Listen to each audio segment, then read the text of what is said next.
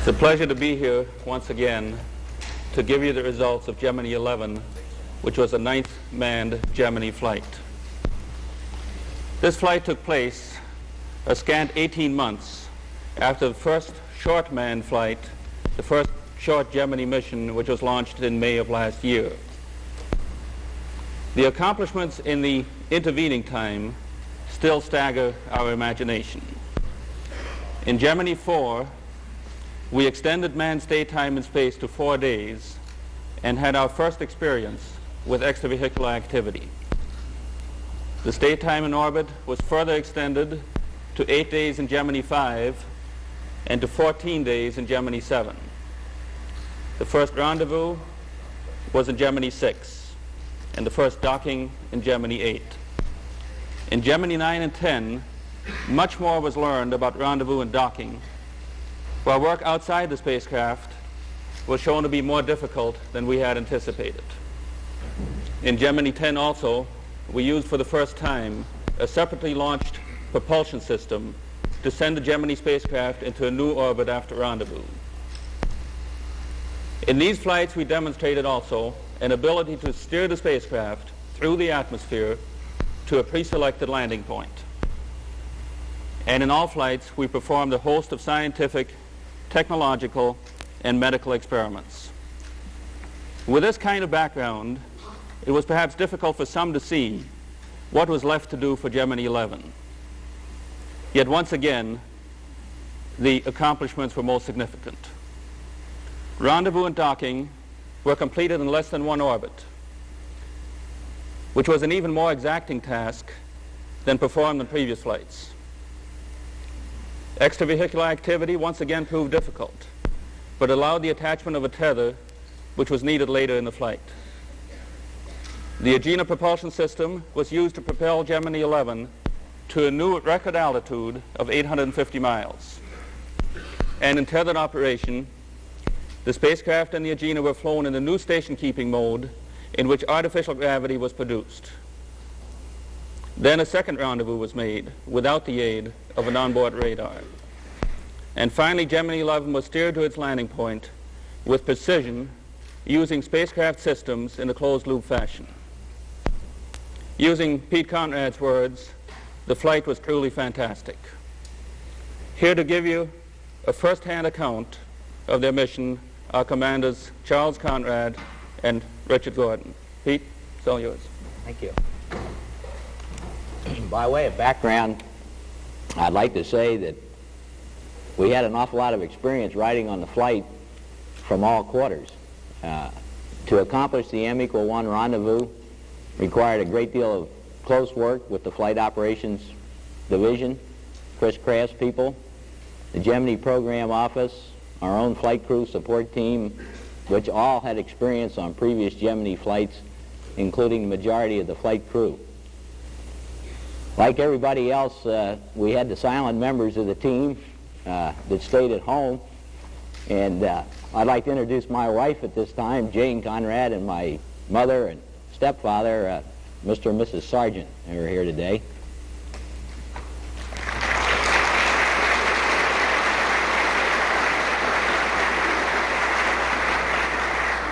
I'd like to turn it over to Dick. He's got a support team out there too. I have 3 women in my life with me today. First of all, I'd like to introduce my wife, Barbara, my eldest daughter, Carlene, and certainly the one that started this career on its way, my mother, Angela Gordon.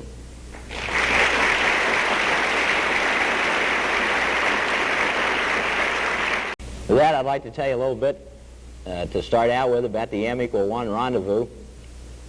I think probably the most significant factor of the M=1 rendezvous is although we had good information from the ground, we accomplished the rendezvous totally with information contained within the spacecraft.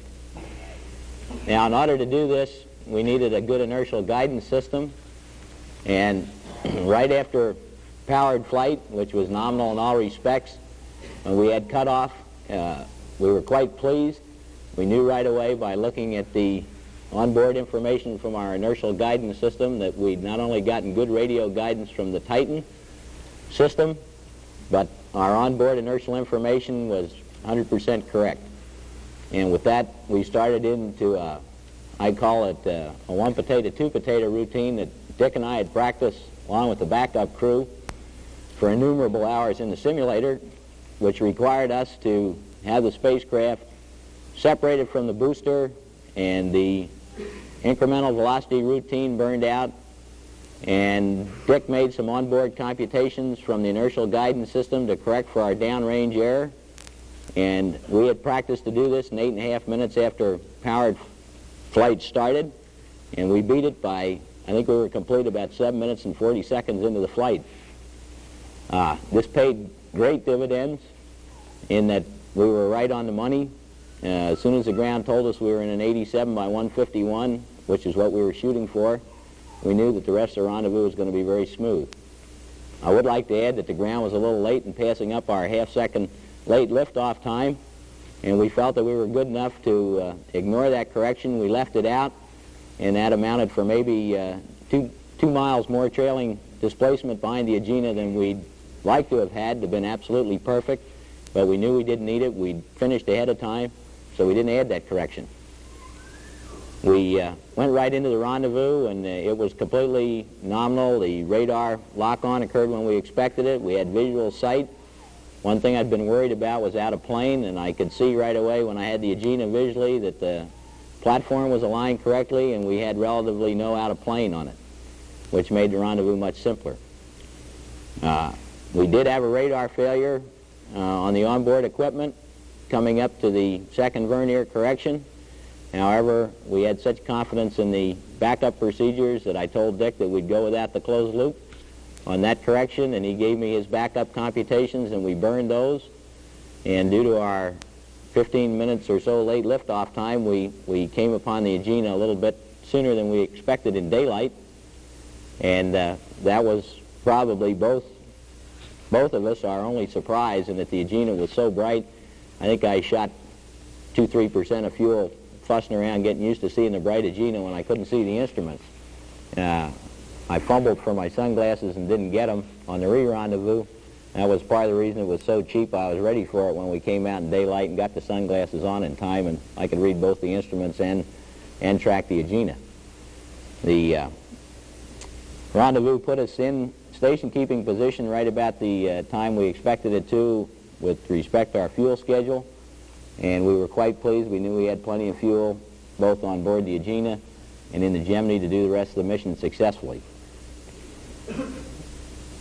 I think that's about all I can say about the rendezvous. Station keeping is as easy as the other pilots have expressed. As you know, we spent the rest of the day doing a ion wake measurement experiment which required extensive station keeping.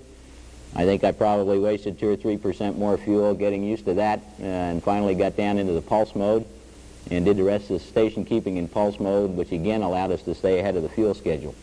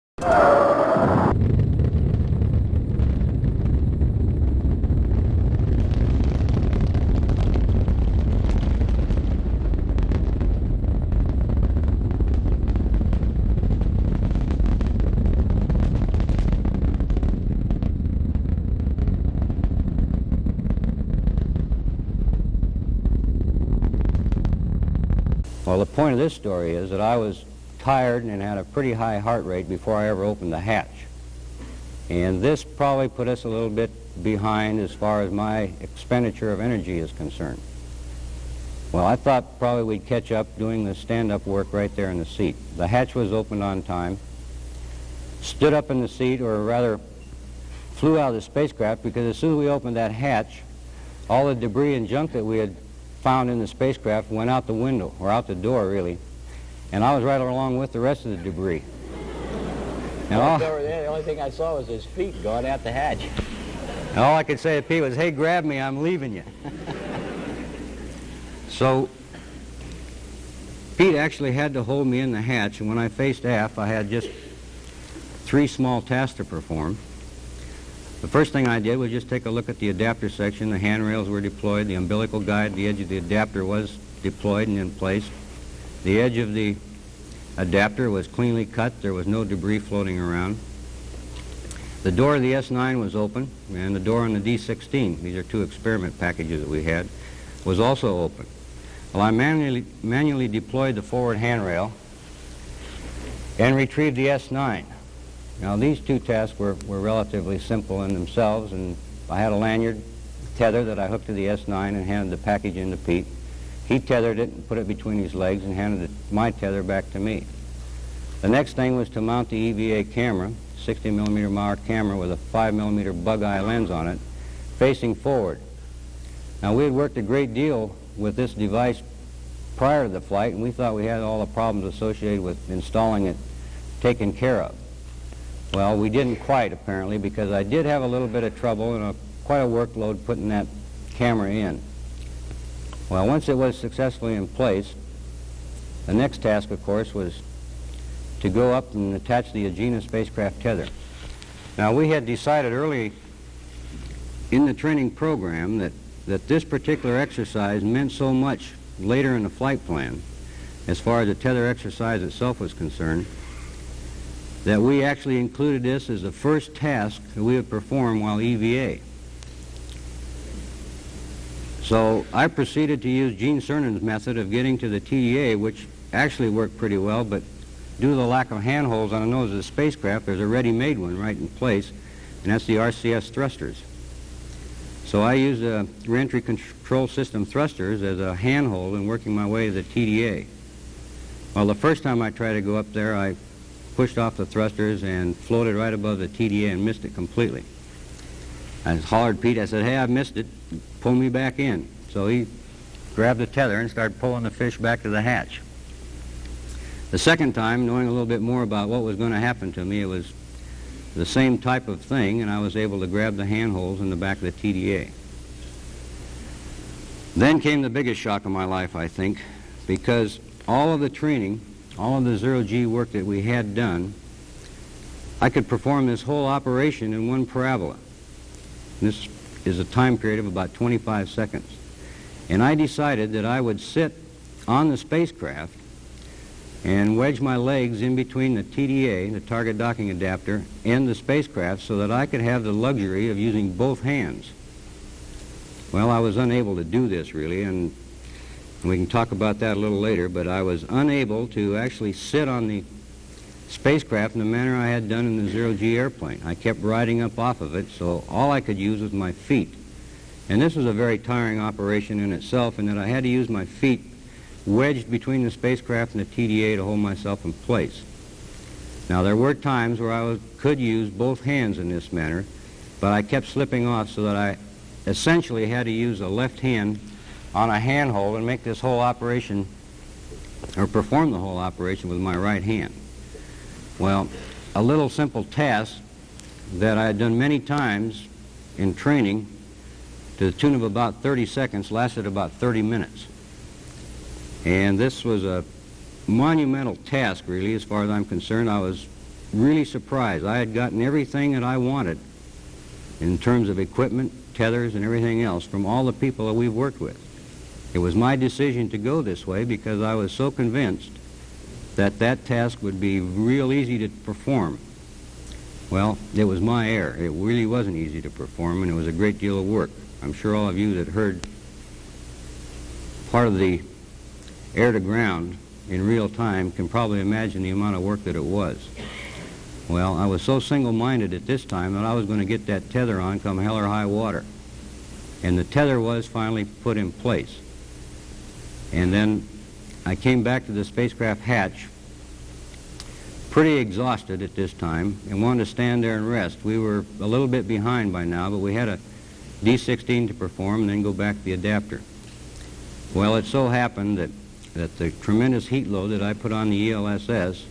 overtaxed its capabilities, and it was cooling, it was working to design, I feel, and it was bringing the temperature down. But I had exerted so much energy that it was going to be a considerable length of time before I was able to do anything. Nighttime was approaching us, and I wanted to get back in the adapter before it got dark. I was bothered with sweat in my right eye.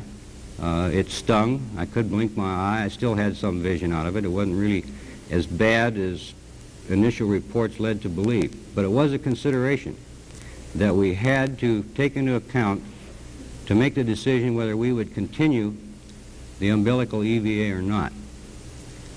Well, the timing, the exhaustion, the heat, the sweat, all of these things led to the decision that we would ingress at that time and discontinue the umbilical EVA. Well, let me just interrupt. I think there's one other factor here. we still had to face Ingress. And Ingress has presented various problems before of one nature or another. And this was an unknown to us at the time. And with the advent of darkness and that factor riding too, plus the fact that Dick had expended a good deal of energy that nobody was really aware of on the ground and the problem we had before we went out, and adding all those factors together, we mutually agreed that the best thing to do was to terminate the EVA at that time and do an Ingress. And it turned out that Ingress was the easiest operation. Of course, up until the time we had completed it, we didn't know. Well, to continue the EVA story, I guess the next thing, which really took place in the third day, but since we're talking about EVA, we'll just go ahead and continue the story, was a stand-up EVA. Now, the stand-up EVA was in the flight plan, and it was in conjunction with the S-13 experiment, which was the UV spectrum of selected constellations. Now, this involved being outside the spacecraft, or at least with a hatch open, partially tethered, for a night pass and a day pass with no activity, and then another night pass. Well, by this time, the spacecraft was fairly clean. We had gotten rid of all the garbage we had accumulated, the umbilical EVA equipment, and with 2 extension hoses on the spacecraft's ECS system and 1 light tether connected to my harness and to the left arm restraint on the ejection seat, we went ahead and opened the hatch and proceeded on time. Now, the first thing, we had 3 constellations to photograph during the first night as well as the second night. And the first constellation was Scorpius, and to me it illustrates how badly Pete and I really get along, because this is probably one of the most humorous parts of the flight. Once the spacecraft hatch was open, it was open before sunset, and no stars were in evidence, obviously, to us anyway. We couldn't see anything, so we just stood there and waited for the sun to go down and the stars to begin to burn through. Well, the first constellation was Scorpius, and this is probably one of the most prominent features in the nighttime sky. Well, the conversation went something like this. The stars are coming up. You see any stars yet? Okay, okay. Yaw right. Yaw right. Yes, yaw right. Yaw right. I am yawing right. No, you're not. I'm yawing right. You're rolling. Go on. I may be rolling, but I'm also yawing right. Okay, okay, now they're showing. Where do you want Antares? Where do you want Antares? I want it right in front of the darn spacecraft. Okay, you've got to roll 100 degrees. No, I don't. To the right. No, I don't. Yes, you do. No, I don't. No, it's to your right. To my right? Yes. Boy, am I backwards today. Now I see it. Yes, okay.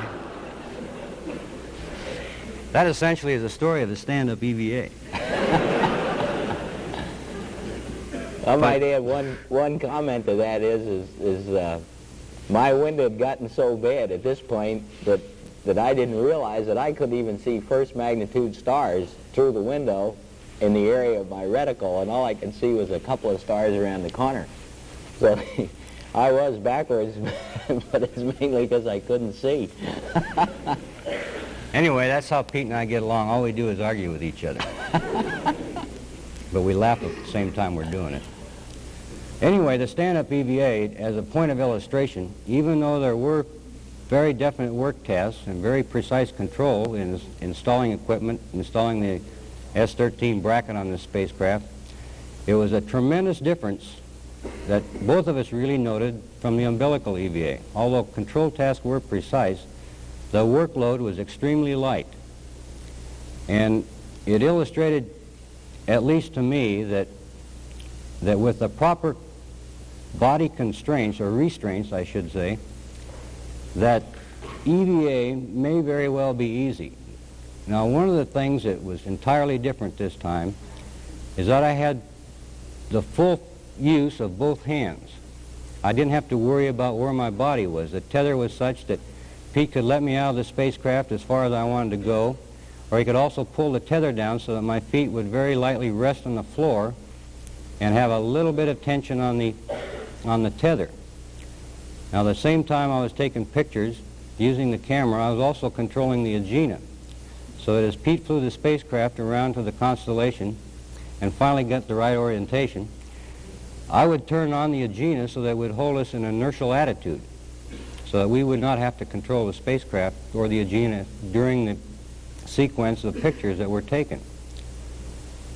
But it illustrated to me, certainly, that at this task, although control was required, was a lot easier. And I believe that the reason it was easier is because I didn't have to worry about where my body was going to go. I had the full use of both hands in performing these.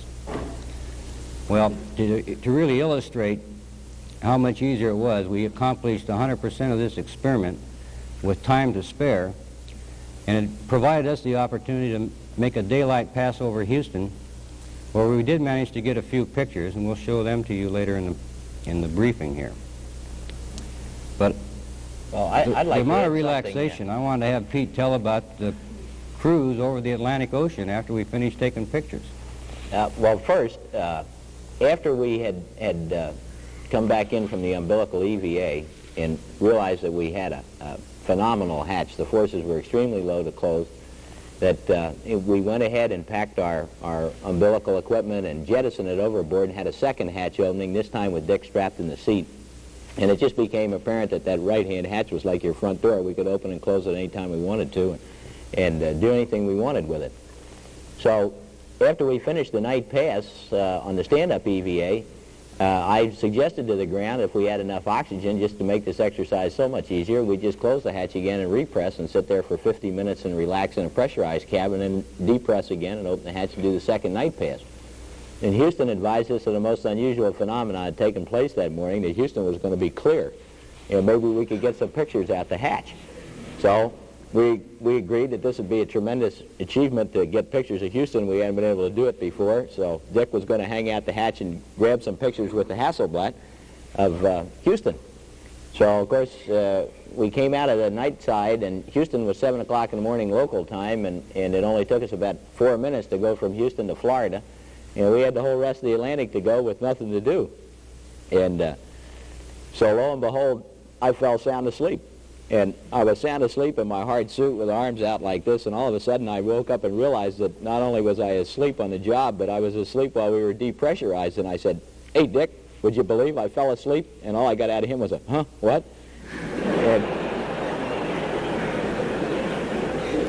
So there we were out over the Atlantic. He was asleep hanging out the hatch on his tether, and I was asleep sitting inside the spacecraft. So I think you can see that the stand-up EVA under those conditions was an entirely different operation than umbilical EVA. Yeah, I wasn't about to go to sleep the first time. I think we can pick up with that, and the rest of that day we got back on the flight plan at 28 hours after the umbilical EVA, and of course having examined the flight plan for many, many months, we realized that the biggest day was going to be the third day. We had 19 straight hours in there where we had to be doing something all the time, and that's where the training really paid off. We started out early that morning, and we had our last little glitch with the radar. Turned out to be the transponder in the Agena, and we suddenly, through our hardline connections, were not receiving maps from the Agena indicating we were getting commands in. So we missed breakfast on the third morning. We had a little discussion with the ground and ascertained that although we weren't indicating that our commands were going into the Agena, the ground was satisfied that every command that we sent was being received by the Agena, so they gave us a go for our big burn. And that was a big burn. 26 seconds on the end of that 16,000 pounder is just a fantastic ride in itself. Going from 0 G to about 1.1 G eyeballs out, and it seems like it reaches full thrust in about 5 milliseconds. It's all on. It's just one big bang out there, and you're at 1.0, 1.1 G. And we had planned this very carefully to accomplish 5 things on this particular 2 revs at high altitude. We wanted to get S5 and S6 synoptic terrain and weather photographs. Our S26 equipment had been modified to measure ion densities, ambient densities throughout the higher altitude portions of the orbit. We of course wanted to accomplish a long burn on a large propulsion system up there. And what was the 5th one? We had one other. It is 26. No, I mentioned it. You mentioned that one? No, S11? S11 photography we're going to do at night at high apogee. And that probably started out the most beautiful portion of the trip from what we saw. And of course you'll see the photographs in a little while, which I guess not all of them have been released. But passing India, it became apparent to us that we were just climbing at a fantastic rate. I don't know what the exact numbers were, but they were extremely high. And we could see this. We just had the impression that we were looking down at the ground going straight up. We were wondering if we were going to stop or not. We were worried about the orbital mechanics. And we did this for 2 revs, and we saw some of the most amazing sights that I guess man's ever seen. And I hope that the photographs, I think they do some justice to what we saw, but you just can't do justice to what you can actually see with your eyes.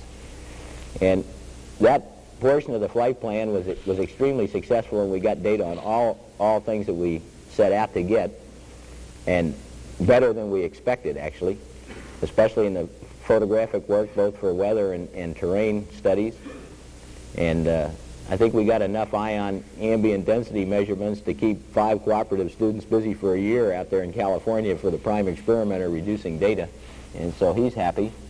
And we, of course, had to pass the retro burn, and we had practiced all sorts of emergency procedures, but fortunately we didn't have to use anything like that. And coming over apogee the second time, we turned the Agena back on again and gyro compassed it to the proper headings for the retro burn, and got our third thrill of the flight was burning that engine again, this time for about 24 seconds, and it put us right back in the low altitude orbit again.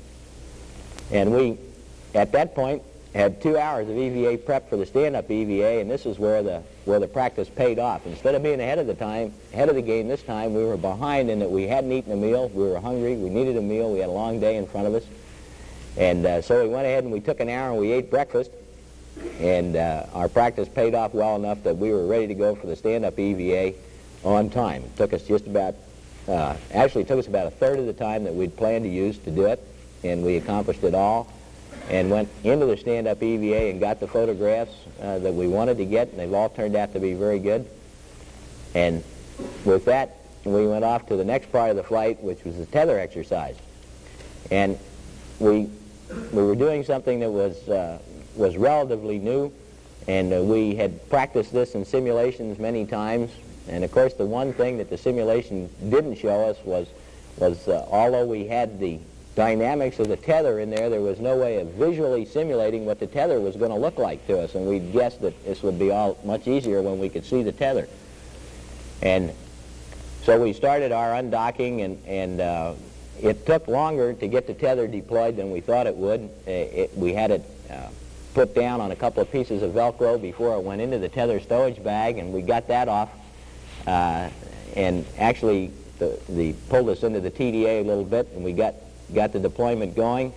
And then at the 50-foot mark, it went into another compartment in the stowage box, and this allowed the thing to be packed very tightly on that side, so it hung up again, and we hadn't really realized that this stretch was going to pull us back in again, and so I had to hit it a couple of times before I got it deployed all the way, and I think this will be illustrated in some of the pictures we have.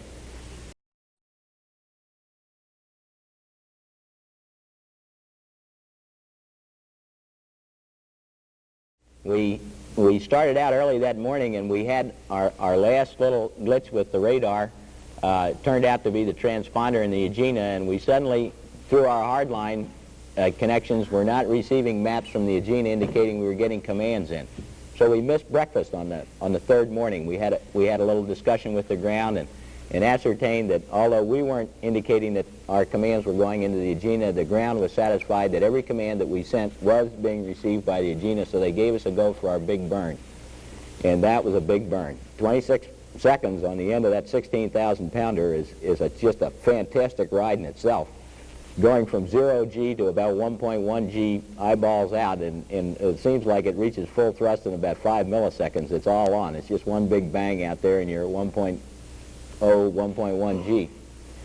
And we had planned this very carefully to accomplish 5 things on this particular 2 revs at high altitude. We wanted to get S5 and S6 synoptic terrain and weather photographs. Our S26 equipment had been modified to measure ion densities, ambient densities throughout the higher altitude portions of the orbit. We of course wanted to accomplish a long burn on a large propulsion system up there. And what was the 5th one? We had one other. It is 26. No, I mentioned it. You mentioned that one? No, S11? S11 photography we're going to do at night at high apogee. And that probably started out the most beautiful portion of the trip from what we saw. And of course you'll see the photographs in a little while, which I guess not all of them have been released. But passing India, it became apparent to us that we were just climbing at a fantastic rate. I don't know what the exact numbers were, but they were extremely high. And we could see this. We just had the impression that we were looking down at the ground going straight up. We were wondering if we were going to stop or not. We were worried about the orbital mechanics. And we did this for 2 revs, and we saw some of the most amazing sights that I guess man's ever seen. And I hope that the photographs, I think they do some justice to what we saw, but you just can't do justice to what you can actually see with your eyes. And that portion of the flight plan was extremely successful, and we got data on all things that we set out to get, and better than we expected, actually, especially in the photographic work, both for weather and terrain studies. And I think we got enough ion ambient density measurements to keep 5 cooperative students busy for a year out there in California for the prime experimenter reducing data, and so he's happy.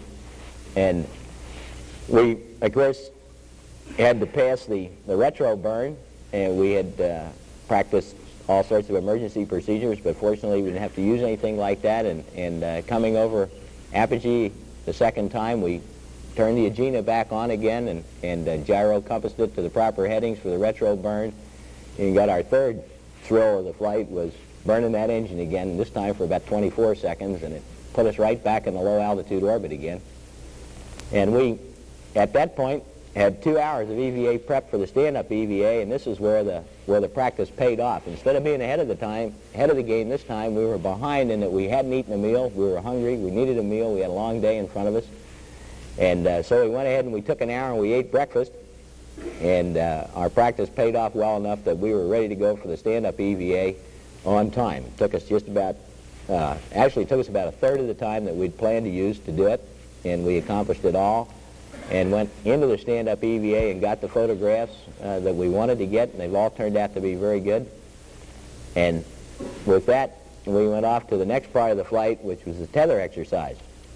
And we were doing something that was relatively new, and we had practiced this in simulations many times. And of course, the one thing that the simulation didn't show us was was although we had the dynamics of the tether in there, there was no way of visually simulating what the tether was going to look like to us, and we guessed that this would be all much easier when we could see the tether. And so we started our undocking, and it took longer to get the tether deployed than we thought it would. We had it put down on a couple of pieces of Velcro before it went into the tether stowage bag, and we got that off, and actually pulled us into the TDA a little bit, and we got the deployment going. And then at the 50-foot mark, it went into another compartment in the stowage box, and this allowed the thing to be packed very tightly on that side, so it hung up again, and we hadn't really realized that this stretch was going to pull us back in again, and so I had to hit it a couple of times before I got it deployed all the way, and I think this will be illustrated in some of the pictures we have. And we finally got it out all the way, but we'd passed the amount of time that it would have taken us to get the thing set up to try for the gravity gradient. And what we had done there was we were going to get it where we had the Agena inertial, and as it went through the local vertical, if we were directly above it, we'd try to have it stabilize in the gradient. But we'd passed the time to do that, so we just went to the next part of the plan, which was to spin it up. And that's when we found something that we hadn't realized you could do, and it's perfectly obvious. We got somehow got a little rotational velocity in the tether, and it started doing this, and every time I tried to back out, it got going faster and pulled me right back in again.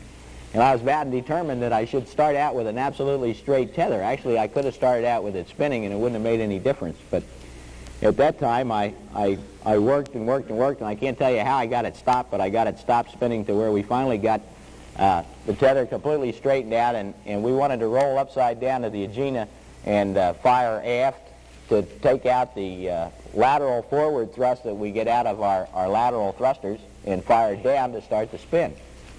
And the biggest thing that we'd seen in the simulator is that we would get excursions in attitude with respect to the tether out of both vehicles. And the conclusion was, from the simulations, and mine included, was that the best thing to do was not touch anything once we started to spin and let it damp by itself. And so we got all set up, and we were going to fire aft for 10 seconds and down for 10 seconds simultaneously. And so I fired aft and down and turned loose the control system and turned it off. And then the fun began, and we started to get all, I guess, in the order of 45-degree attitude excursions on the Gemini, and it looked like only about 20-degree attitude excursions on the Agena. And I guess our surprise also was the elastic effect of what a little bit of slack looks like, because when I stopped firing, I had the impression that we shot back in towards the Agena in a sort of a slingshot effect, because we saw a great loop in the tether, and it went completely slack, and I thought, holy Christmas, we're going to go all the way in and hit it, which we decided was impossible, because if we had any centrifugal force at all, it would keep us away. But it just wasn't apparent to me that we actually had the centrifugal force.